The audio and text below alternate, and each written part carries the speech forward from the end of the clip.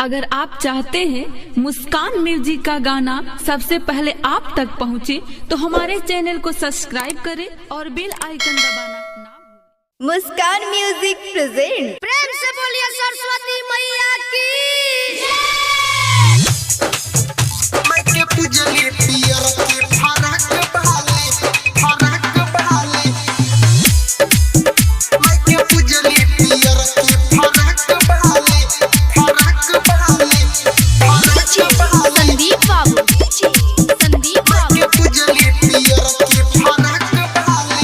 थाली में सजाई लेली माटी के दियरिया, जाहे खातिर माई बीड़ा बाली के दुअरिया। थाली में सजाई लेली माटी के दियरिया, जाहे खातिर माई बीड़ा बाली के दुअरिया। लहिली उचुनरी सारा लाख वाली लइली, किहनी के चुनरी सारा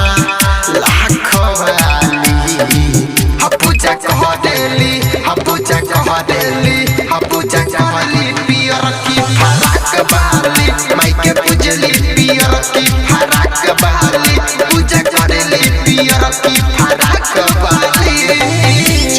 संदीप बाबू पूजली पियर की फराक बहाली, फराक बहाली, फराक बहाली, माई के पूजली पियर की फराक बहाली, फराक बहाली, फराक बहाली। मुस्कान रिकॉर्डिंग स्टूडियो सिसहनिया कोचिंग में अपना मूर्ति बाड़ी धइले, अपना सहेली सबके बाड़ी बोलाइले। कोचिंग में अपना मूर्ति बाड़ी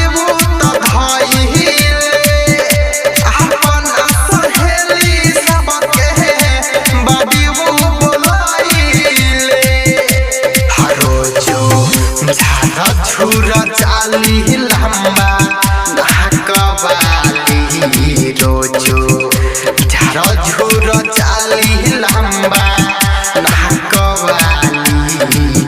पूजा कह देली, पूजा कह देली, पूजा कहली पियर की फराक बहाली, माई के पूजली पियर की फराक बहाली, पूजा करेली पियर की फराक बहाली। संदीप बाबू पूजली पियर की फराक बहाली, फराक बहाली, फराक बहाली, माई के पूजली पियर की फराक बहाली, फराक बहाली, म्यूजिक बाय प्रदीप पटेल। पूजली पियर की फराक बहाली। धुपया गड़बती लइली किन के दोहकाया से, हरा हिडर पड़ती पनीर जी के पहचान से।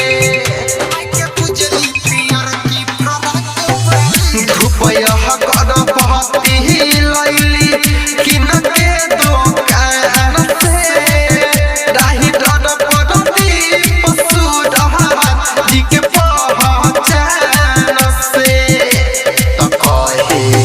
महदन मदेशी बतिया सहजवाली,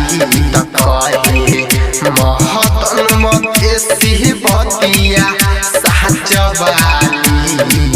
पूजा कह देली, पूजा कह देली, पूजा करेली पियर की फराक बहाली, माई के पूजे पियर की फराक बहाली, पूजा कह दे पियर की फराक बहाली। थाली में सजाई लेली माटी के दियरिया, जाहे खातिर माई बीड़ा बाली के दुअरिया। लहिली उचुनरी सारा लाख वाली लइली, चिहनी के चुनरी सारा लाख वाली। पूजा कह देली, पूजा कह देली,